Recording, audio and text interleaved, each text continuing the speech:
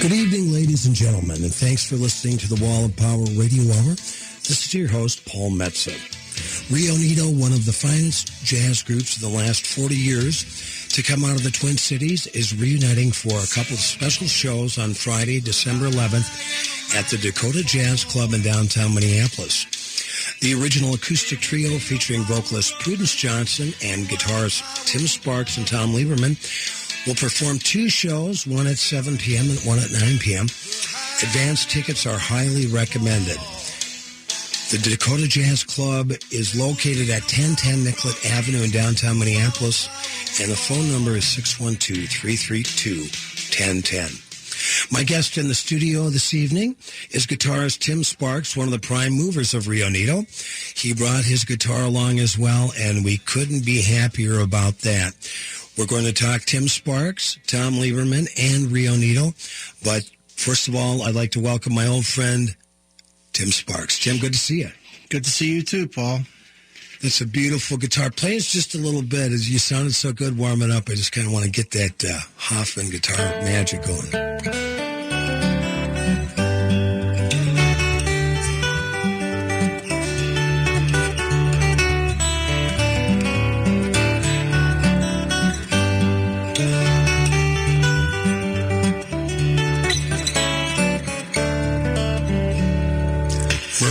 Would be proud. Mama tried. When did you start working on that tune? I've been working on this tune about a year. I started playing a semi-regular gig at the Ice House with bass player James Buckley, and I've been working up a new repertoire eventually to be a record, and I'm kind of into country and roots music sounds. Well, you had some of that type of material on your last record, Chasing the Boogie. Yeah, I'm kind of just following through with the momentum from that. Yeah, well, that was it's been almost a year, if not a little more, since we had you in the studio. And when you do gigs, you got to hop on a plane or in a bus and travel for a while to get there. But you were telling me earlier about your shows in Italy this spring. Tell us about that. I played at the Acoustic Guitar Meeting, which is a really great festival in Sarzana, Italy, which is on a little town. Sarzana is right on the coast of Liguria, on the west coast of Italy, kind of on the border of Liguria and Tuscany. And it's a terrific 3-day festival that takes place in a castle. I mean, it's just ridiculous. You know, they give you your voucher for your meal, and you go and you have like unbelievably good seafood pasta. I bet. I was there with Alex DeGrassi. I did a solo set, then I invited Alex up and we did some duo tunes. So it was really fun to play with him. I became familiar with Alex DeGrassi, in the early 80s when the Windham Hill record label that I think was one of the main guys was pianist George Winston. But it had Will Ackerman, a guitar player I think is a friend of yours, and Alex DeGrassi. Besides if you looked at the 70s as being John Fahey, Leo Kottke, and Peter Lang, the 80s was really Windham Hill had a lot to do to expand the reach into the consciousness of music lovers of the acoustic guitar. It certainly did, and Alex is a really terrific guy, and we had a great time getting together and playing and hanging out and drinking lots of wine, too. Well, I remember when I met, you were one of the first guys I met in 1978 when I moved to Minneapolis, and man, I was like a kid in a candy store with the guitar players that you could learn from and hang out with, yourself and Dakota Dave Hull and Tim Hennessy and the Hauser brothers. And I remember meeting Duck Baker through you when Duck came to town. I took a couple of lessons with him. How's Duck doing now? Duck's living in the UK, outside of London. Currently, I saw on a recent Facebook post he's in Italy recording a new CD. Oh, nice. And, those are great days. all the music was kind of concentrated in the West Bank. Yeah, it sure was. You know, there was like 5 or 6 music venues within like 100 meters of each other. And 4 bars, a stone's throw from each other. Well, you know, they used to call the New Riverside Cafe the biomagnetic center of the universe. And in a way, musically, it was. Yeah, I remember playing at the Riv, and it's a lot to do with Rio Nito's original, genesis coming out of that scene. Yeah, well, let's talk about Rio Nito, Prudence Johnson, Tim Sparks, and Tom Lieberman. And I remember seeing you guys at the New Riverside. I've been following you guys now for, it'll be going on almost 40 years when I come down to see you on Friday, December 11th at the Dakota Jazz Club. But tell us, how did Rio Nito actually form and start working on that great Vocalese material? Well, we were introduced by different people. I think there was a guy, Blueberry Bill. Sure. Had a radio show. Blueberry Bill Hood. That featured the people from the Minneapolis, St. Paul music scene. On KDWB. Yeah. Sunday nights. You'd go over to his house, and he'd set up a little studio and tape live music and every live, just like we're doing. And, right. So he introduced me to Tom Lieberman, and I believe it was Willie Murphy that introduced me and Tom to Prudence. Okay. What year was that, Tim? Well, it must have been 77, 76, something like that, because right. I think we recorded I Like to Riff in 78. So sometime around that time, and we started playing. We played a lot of benefits on the West Bank and played at the Riv and so forth. Well, if you played on the West Bank, you played a lot of benefits.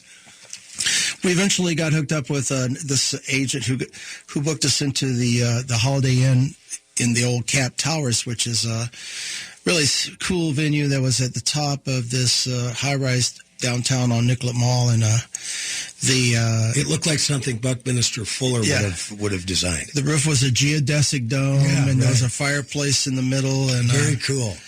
And we played there, and we had a long stand there, like 5 or 6 nights a week for several months. And I remember all these different bands that would come and hang out with us, that would come through town, and they'd sit in and play, like Tower of Power and Southside Johnny and Johnny Mathis would come down and listen to us. Oh, He cool. apparently really liked the band, and that was a pretty heady experience. Well, you guys could work kind of both sides of the street, because it was, you were, kind of came of age musically with each other on the West Bank, but you were a band that could go out and play to suits. You could play a little more, I don't want to say sophisticated rooms. You were playing sophisticated music, but you certainly crossed over into an audience that had some disposable income and would like to enjoy a night of music, drinks, and and also we were really into reviving these cool old tunes from this repertoire from early jazz from the 20s, 30s, and 40s, and so there's a kind of multi-generational aspect to it too. Yeah, absolutely. So, who came up with the idea of we're going to perform Cats and the Fiddle tunes or Lambert's, Hendrix, and Ross type of material? Well, Willie Murphy, he was a mentor to many, many musicians. Mm-hmm. Still is. Yeah, and he, suggested things he thought would be cool for us to do. And he actually played bass on I Like to Riff on a number of the tracks, upright bass. Also, just digging around in record stores. You could, back in the day when you went to a record shop and flipped through the LPs and you had the Wax Museum right across from the Riv at the time, right. So you didn't have to go far. That was an era where there was quite a lot of reissues underway. Right. There was the Stash record label and RCA and Bluebird. There were all these different series that were reissuing compilations of all those 78s, and so it was a pretty good time to have available all that kind of music. Right. Do you remember the first tune you learned in that 30s and 40s Vocalese style, and you said, "Man, we're onto something here"? Well, discovering the Cats and the Fiddle was really a light bulb went on there, because it was so natural playing with acoustic guitars, and the swing was really great. I mean, I had really liked I can't think of his name now. Tiny Grimes. Well, yeah, I liked him. I was learning trying to play Charlie Parker tunes, and Tiny Grimes did some great early recordings of Tommy Grimes. I was thinking of Dan Hicks and his Hot Licks. Oh yeah, sure. And then I kind of... How can I miss you when you won't go away? Yeah.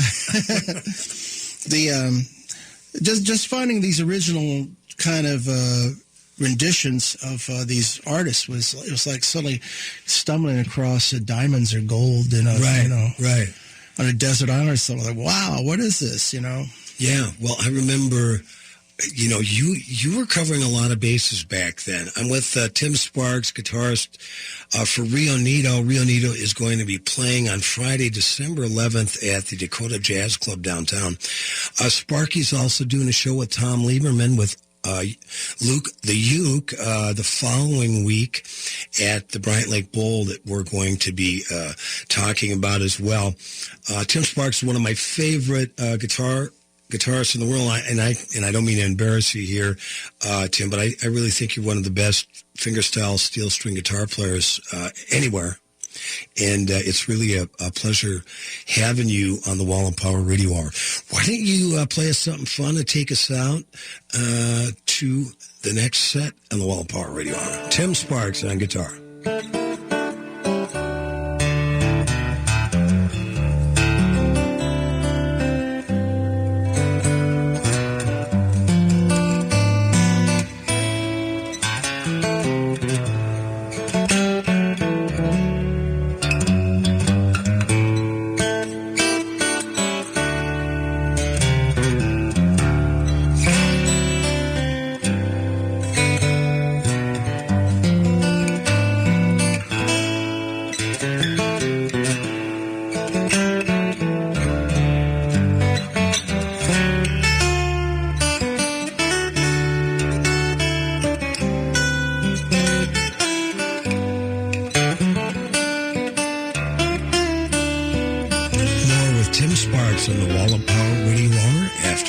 Messages. The number one source of the Twin Cities gay scene is all digital. Follow Twin Cities Gay Scene on Facebook and Twitter. Sign up for the Scene Shot email blast for weekly updates and chances to win great prizes. No app is needed to view the bi-weekly web editions of Scene. It's GLBTQ media for the mobile generation. Find it all at TwinCitiesGayScene.com. That's TwinCitiesGayScene.com. With school back in session, thank goodness I have my Toyota Sienna from Rudy Luther Toyota in Golden Valley. Seriously, I could not manage my schedule without it. Music lessons, sports practices, school activities, the Sienna is perfect for getting the kiddos to class, hauling instruments and school projects around, or when it's my day to be the team carpool. My Toyota is roomy, comfortable, and has all the safety features I demand for my family. See how a Toyota Sienna can help you tackle your back-to-school schedule. Test drive one today at Rudy Luther Toyota, the southeast corner of 394 and 169 in Golden Valley.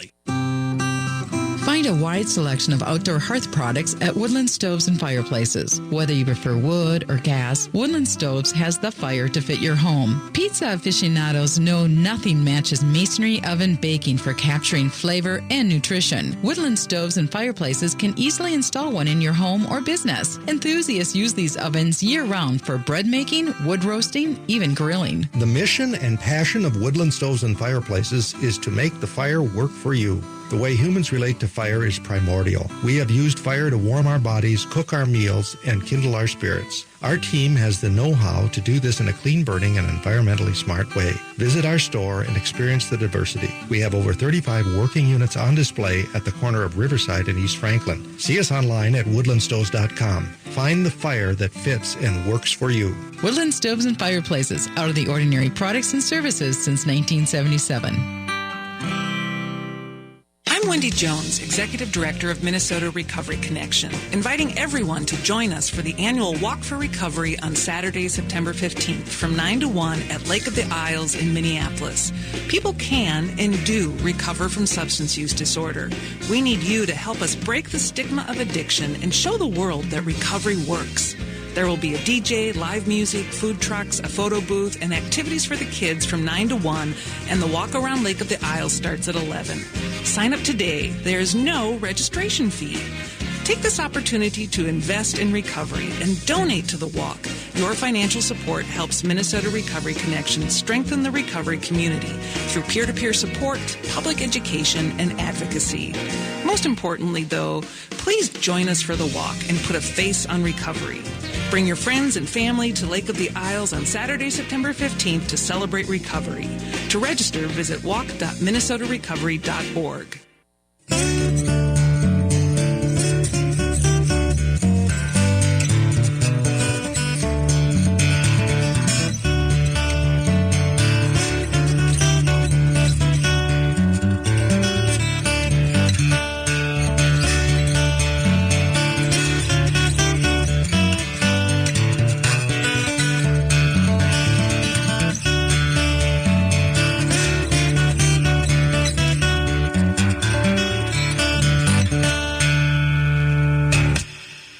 That was Tim Sparks on the Wall of Power Radio Hour. This is your host, Paul Metza.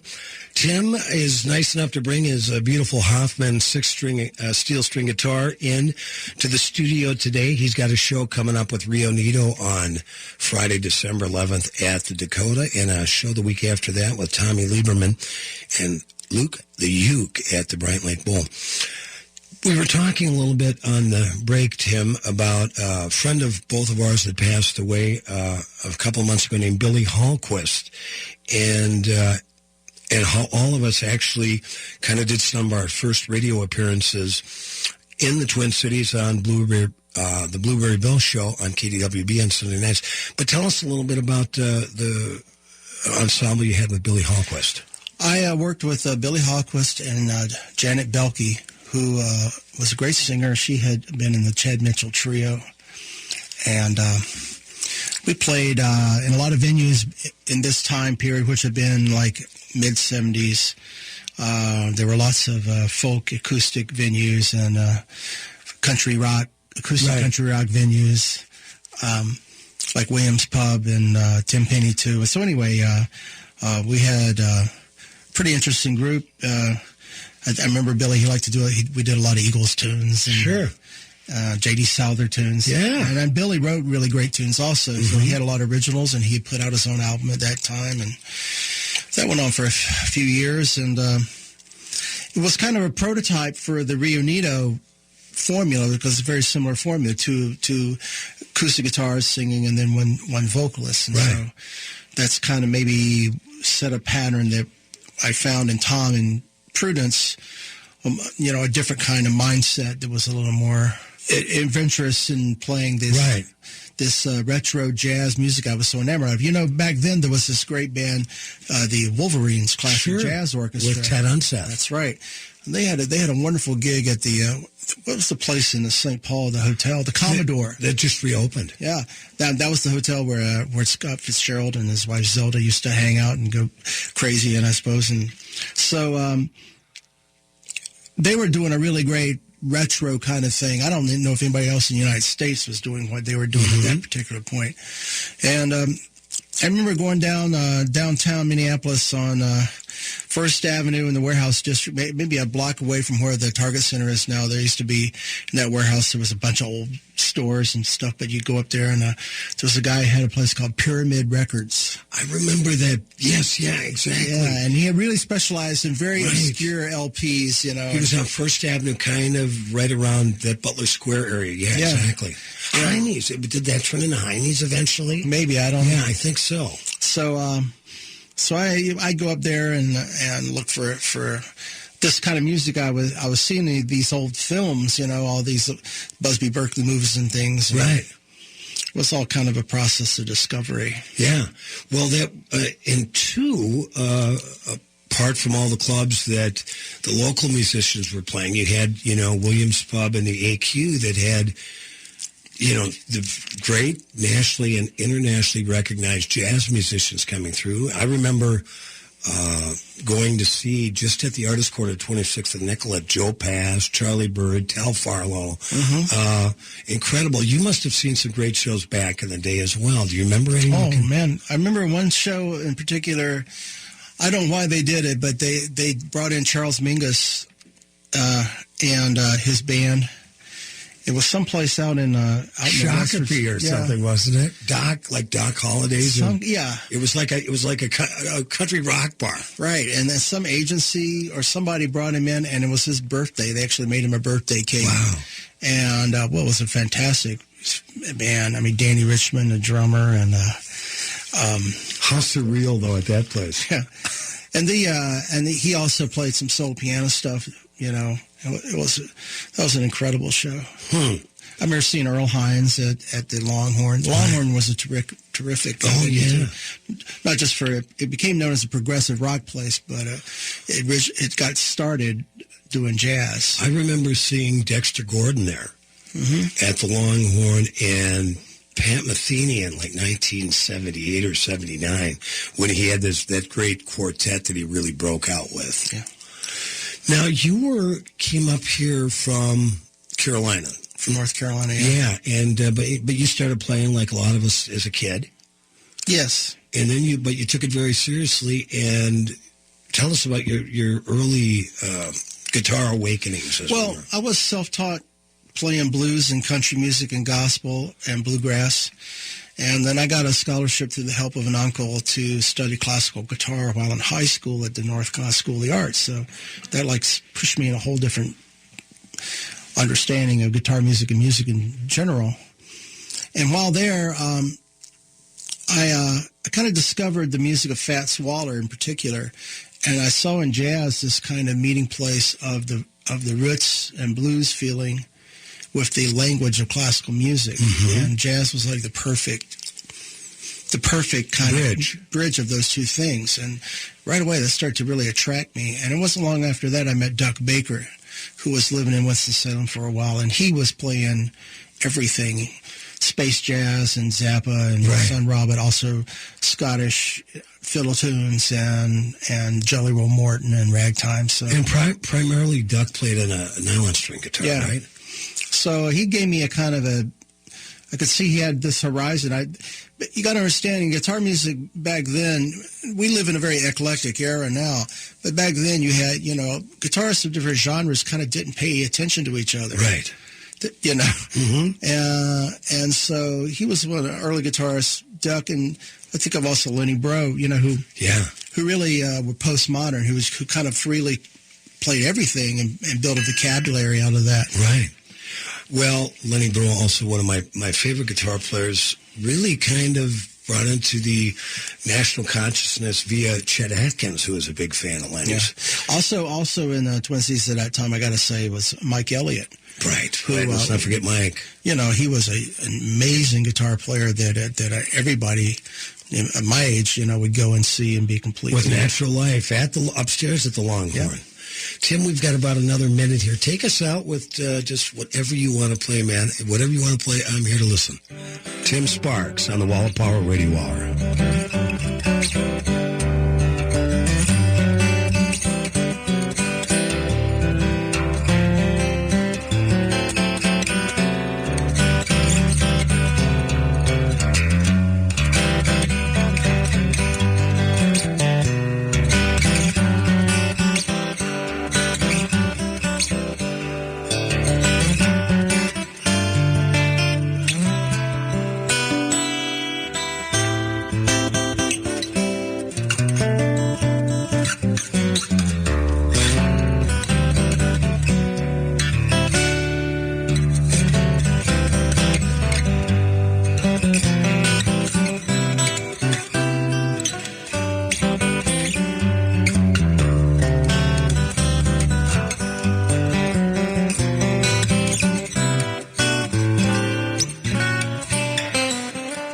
Tim Sparks on the Wall of Power Radio Hour after these messages.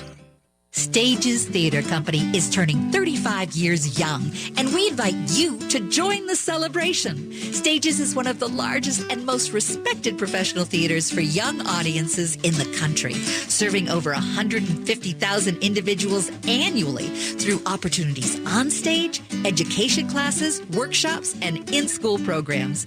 Our most magnificent season is truly that, built with young people, families, and classrooms in mind, and based on beautiful, imaginative, and inspiring books and stories, encouraging young people to dream big, invent big, and invest in curiosity. Charlotte's Web, Mary Poppins Jr., Hidden Heroes, and Willy Wonka are just a few of the exciting productions we're proud to present in the coming season. Come celebrate the magnificence with us all season long. Visit us at stagestheater.org. That's stagestheater.org.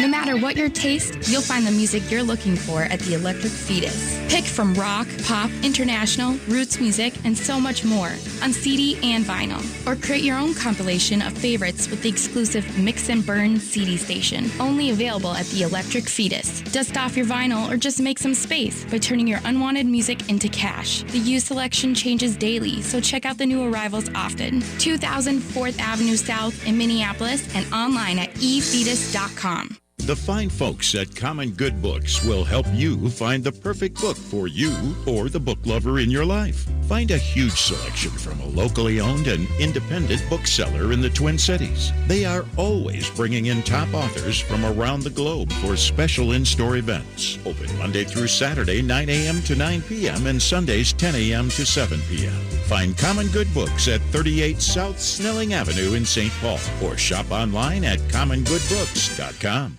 What kind of a jackass would let an animal pick their insurance? Did you really think a lizard could save you money on car insurance? Would you let a duck pick your health policy? Insurance can be a zoo, but this is ridiculous. What you really need is an insurance agent that isn't looking out for the insurance companies. You need Cheryl at Array, an independent agent with 30 years experience looking for the best rate possible. Quit monkeying around and call 763-504-3067. That's 763-504-3067 for Cheryl at Array, representing you, not the insurance companies. Are you thinking of selling your house or downsizing to main level living for an easier lifestyle? I'm Janelle Holte with Sellers Edge Home Team and Coldwell Banker Burnett, your agent with Heart. My team specializes in selling homes and helping you find the next property for all life stages. Call me today for your free equity assessment.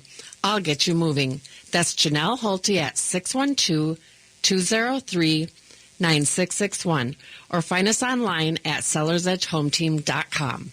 With your AM 950 weather, I'm Sam Turnberg. Tonight will be mostly clear with a low around 51. Tomorrow is sunny with a high near 72. Monday, mostly sunny with a high near 76. Tuesday, sunny with a high near 80. And Wednesday, mostly sunny with a high near 80. Break away from the ordinary and find a list of one-of-a-kind local restaurants at eatlocalminnesota.com. Great spots for date nights, evenings with friends, or business occasions. Support your local restaurants at eatlocalminnesota.com. I like to rip, I like to rip, rip anything for me. I like to rip, supposed to be Simon in the groove. I like to rip, oh, Simon Killer. Rip anything for me. Now, if you want to be a sender, like your birds on the wings of band, grab a major scale and run a thing. Sip, I like to rip, cause it makes you feel so fine. I like to rip, it takes troubles off your mind. Hi, you're back with the Wall of Power Radio Hour. This is your host, Paul Metza. My guest in studio for the whole show tonight is Mr. Tim Sparks, guitarist extraordinaire. We just listened to a cut called I Like to Riff from the record I Like to Riff by Tim's band Rio Nito, who will be doing a reunion gig on Friday, December 11th, in just a little bit here at the Dakota Jazz Club. Tim, tell us a little bit about how the record I Like to Riff came about. Well, there was a guy named Dougie Ackerman. Sure, I remember Doug, and he was one of the nicest guys in the music biz. Absolutely, and he got interested in it, and Dougie and Charlie Campbell, who managed Lamont Cranston and had started Shadow Records. And Charlie used to book the Caboose for a long time as well. Oh yeah, and so we figured out that we could do it as a shadow project, and Tom Lieberman's dad, Steve, put up the cash. Oh, nice. And thanks, Dad. I think it was about $6,000, you know. And a lot of money back in 78. Oh, yeah. And we went up and did it at Dave Ray's Sweet Jane Studios in Cushing, which is way back in the middle of nowhere. Yeah. I'd gone up there and done some other projects with Willie Murphy, and it was a really cool studio. Right. We got up there and got half the record done in like a weekend. And then it wasn't quite finished. So to finish the record, we took it to a studio in St. Paul in Lower Town. Now my mind's failing me. You'll have to Google that. Okay.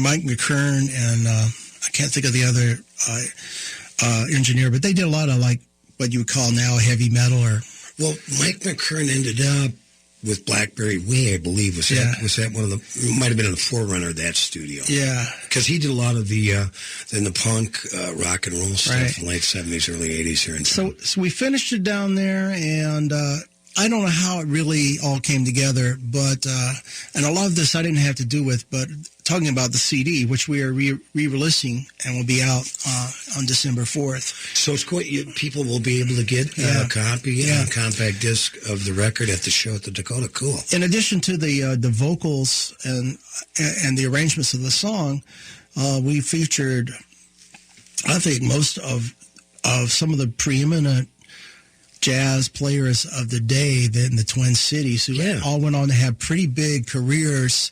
Butch Thompson, Peter Ostrusko, Jim Price.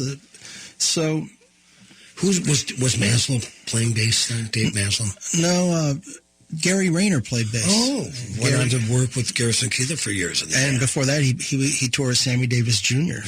All over the world. So I mean, if you listen to the record, the instrumentation that's kind of always on the periphery is just really beautiful. Right. And I think maybe Tom Lieberman had a lot to do with kind of corralling those different people and getting them to contribute. And Eddie Berger. Sure. Eddie Berger on clarinet and alto saxophone. The best. Herm Gabways playing percussion. I mean, it was a unique kind of snapshot of this scene. And the time. Exactly. Now, did you, when you were, back then, people don't believe it now, man. You run into a kid here at the Minneapolis Media Institute or at McNally Smith or at IPR, and you go, back then we would take the LP to figure out the parts and then do the charts, right? So that didn't take a small amount of time. Tell us about learning those parts and how you actually put that down so your bandmates can learn and sing it with you. Well, you know the story of the drill is like picking up that tone arm from your LP multiple times, or turning it down to 70 to 45 speed, or slowing it down. You could turn it down to 16, right, and then it'd be in slow motion. And there are all these different stratagems. This is even before people like Jamie Aebersold were transcribing solos. Mm-hmm. And had their music books, I mean, we live in a totally different world where so much information is available. Well, and I think about Ted Unseth, and Joe Dimko did a lot of the transcribing. Yeah, the Fletcher Henderson big band stuff. Yeah, these are things for which no charts existed, and they completely painstakingly, like medieval scribes, resurrected all this stuff. Right, exactly. Medieval scribes, great way of putting it. And, I remember, Tim, when I was started to take lessons from you in the late 70s and early 80s, you would do these piano rags by, guys like Fats Waller and the like, Willie the Lion Smith, and you would go through, now not only transcribing the notes on the piano, but then you rearrange them for the guitar. That takes a certain amount of genius. Well, it's a painstaking process. Often you figure out the song first, and then once you have it figured out, you realize, well, it would really sound better in another key. Right. So then you have to transpose it all. Could you play an example of something like that where you started in this key and then go, oh man, this just ain't working? Well, I'll play this piece from the Nutcracker Suite, which. This is kind of taking a piano. I worked with a piano score that would typically a piano would play the pieces so the ballet could be rehearsed. Right. So then I listened to the orchestral score, and between those two things, kind of tried to boil it down. You try to find the real bones of the piece. Right.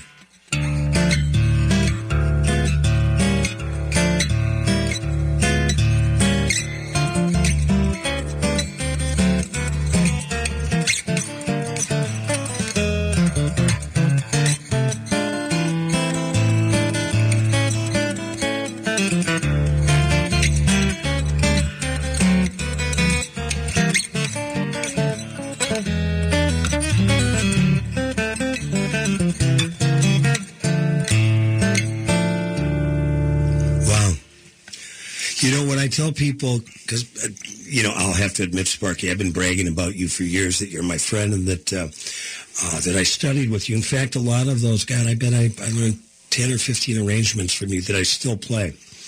And I don't know if my playing's got any better in 3-5 years, but I got those down at your knee. But I also tell people, I said, the thing about Sparks is really interesting is you're the only human being I know that read Finnegan's Wake. Tell us a little bit about, for those people that have read it or tried to read it, what's the key to that book? Well, a friend of mine from years ago, Jim Kerr, gave me a clue. He said he was really drunk one night drinking scotch, and Jim Kerr is Irish. And he said he realized, it's all written in slang. It's all written phonetically. It's Irish patois phonetically written but using other words. So you have like an overlay of meaning, like an Egyptian hieroglyph.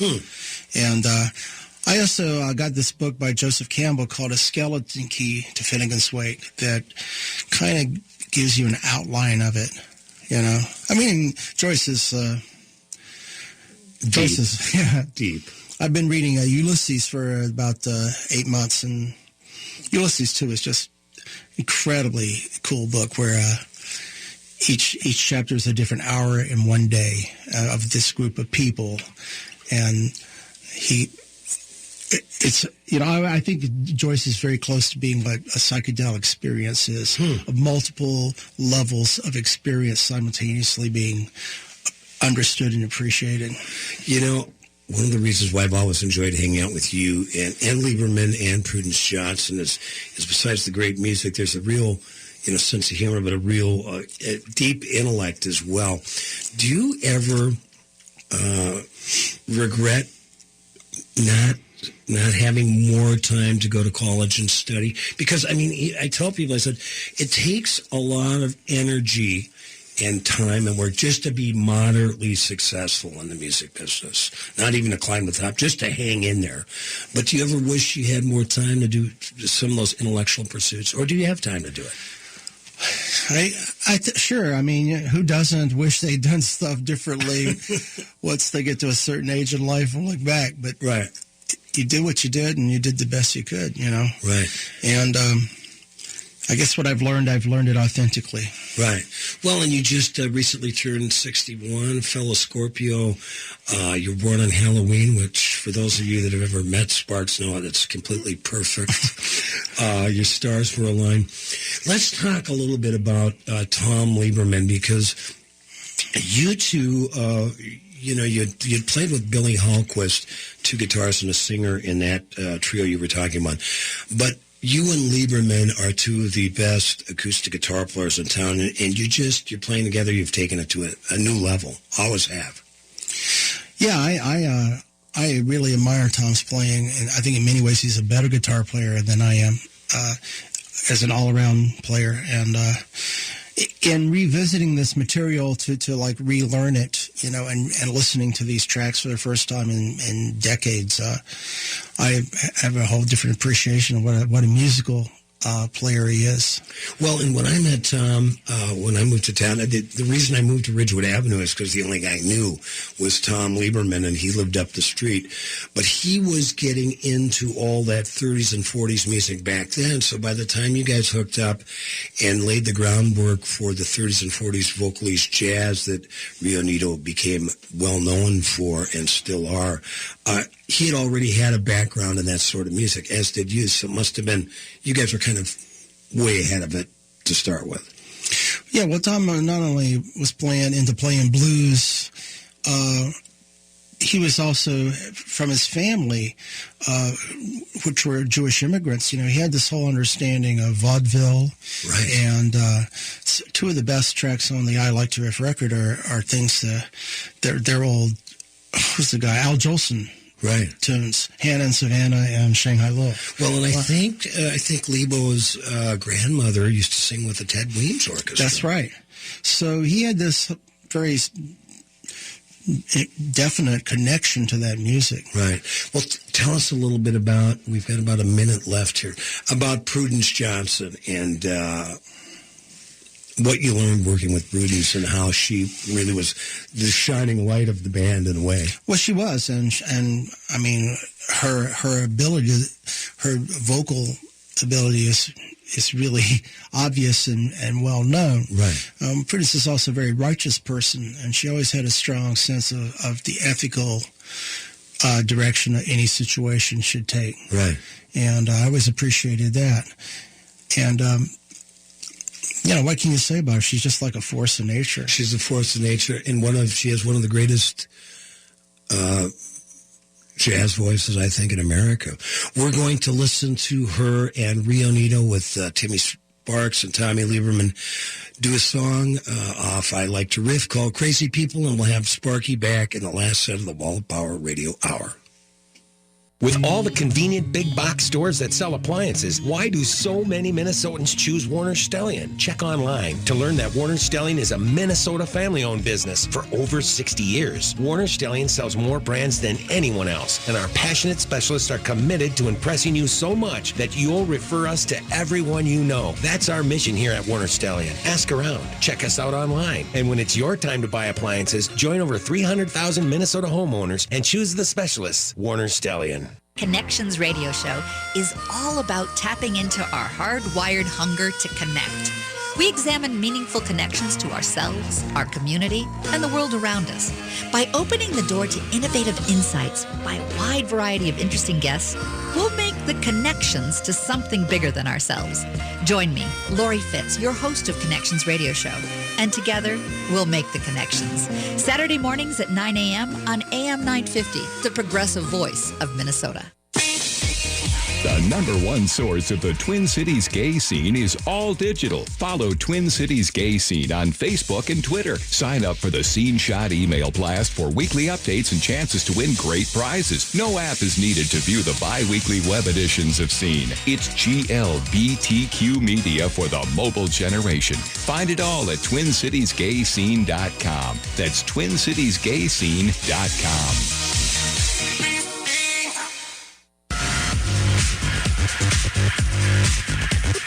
Saturdays at 1 p.m., you have a chance at a fresh start, a new beginning. Hi, everybody. This is Freddie Bell, host of New Beginnings. Our show features the concerns of America's 78 million baby boomers in employment, finance, health and nutrition, spirituality, and even entertainment.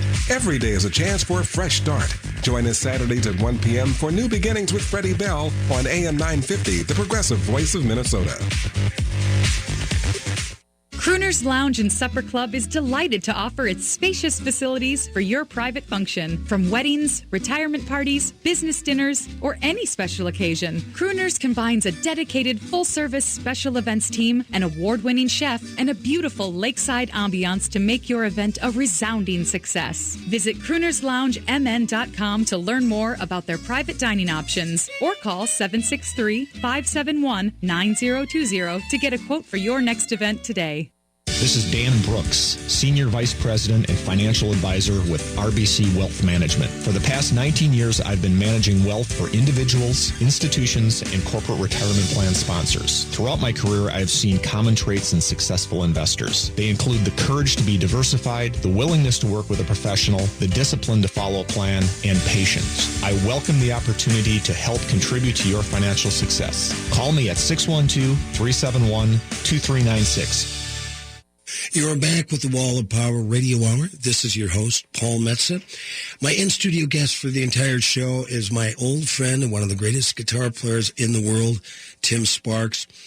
Tim has a reunion of his band with Tom Lieberman and Prudence Johnson of the great group from the mid to late 70s, Rio Nito, that will be on Friday, December 11th at the Dakota Jazz Club downtown. And they're also re-releasing for the first time on compact disc their first record, I Like to Riff.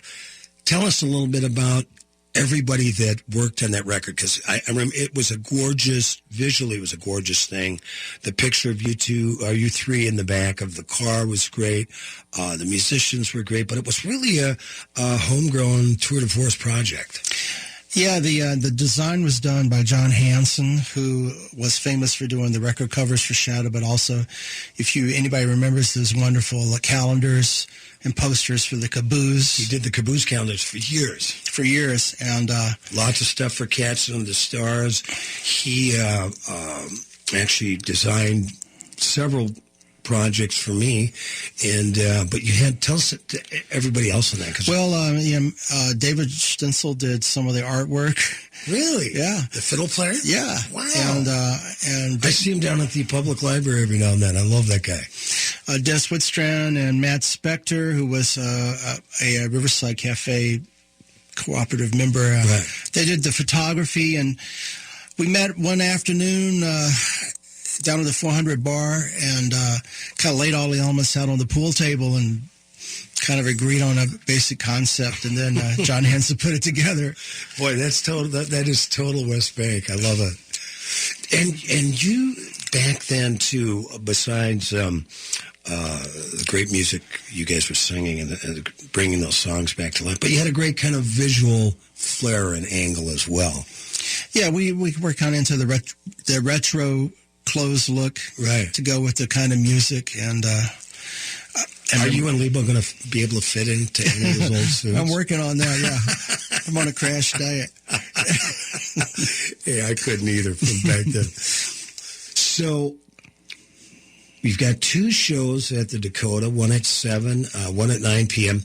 I highly recommend the folks listening to get advanced tickets at the Dakota. The number to call is 612-332-1010. And, of course, the Dakota Jazz Club is at 1010 Nicollet Avenue South. So you're going to play most of the record, I imagine, and what other stuff? Well, we'll do a few things that represent things that we as individuals have been pursuing in our trajectory in the intervening 30 years. Right. And Tommy will do some of his original music, and I'm going to do a couple instrumentals, and one of them, Tom, will accompany me, and then Prudence will also do some of her new repertoire. Cool.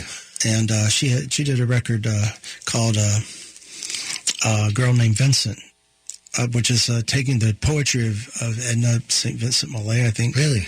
And then having different Twin Cities composers set it to music. It's a really beautiful record. Prudence's record, where she does all the Hoagie Carmichael tunes, is one of my favorite records of the last 15 years.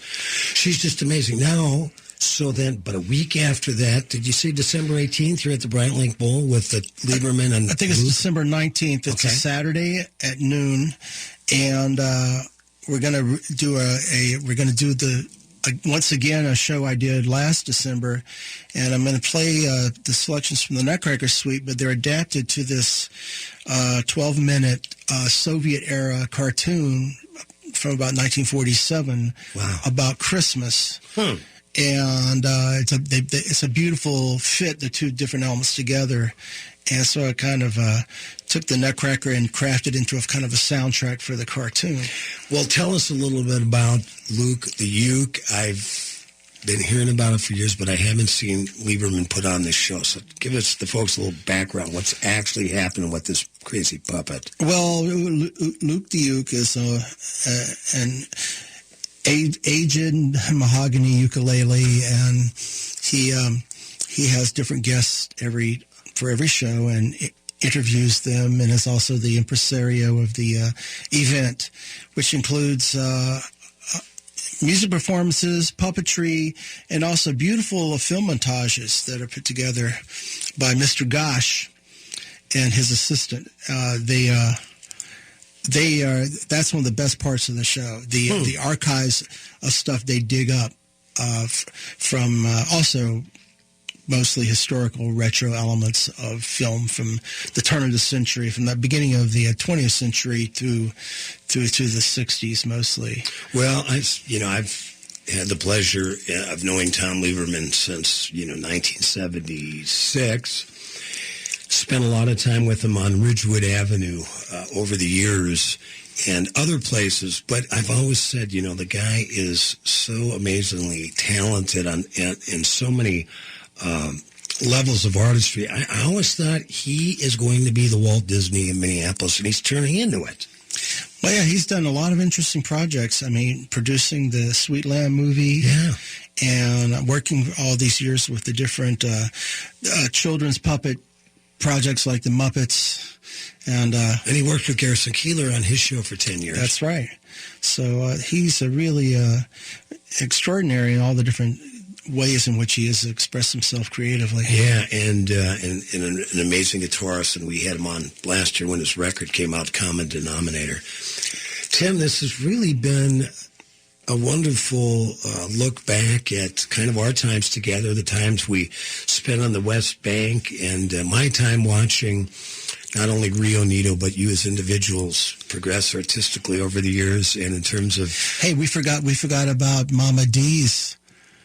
Was that the name of it? Which one? Over in Dinkytown. You guys used to play there, too. Yeah, them, Bootlegger Sam's. Bootlegger Sam's, yeah.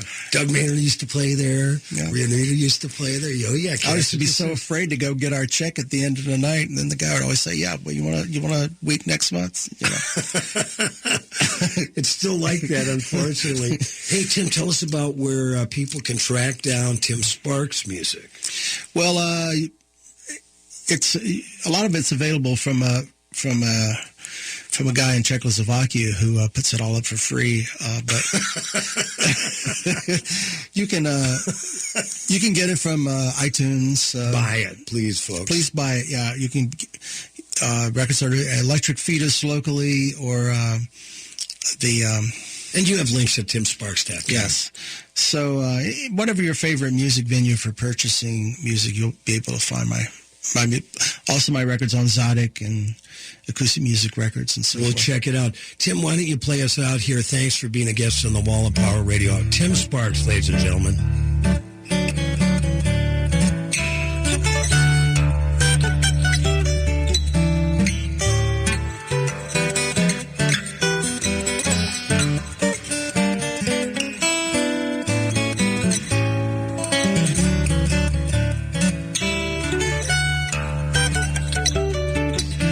For listening to the Wall of Power Radio Hour.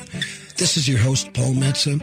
Our guest in studio all day we'd like to thank. He's playing right now, the great acoustic guitarist, Tim Sparks. The show was produced by myself, engineered by Brad Knaber, and recorded at the Minneapolis Media Institute. Follow us online at wallofpowerradio.com. Our webmaster is Brent Sari from Range Computing in Virginia, Minnesota.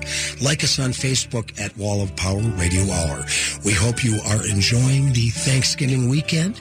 And like my daddy used to tell me, remember to be kind and make someone happy.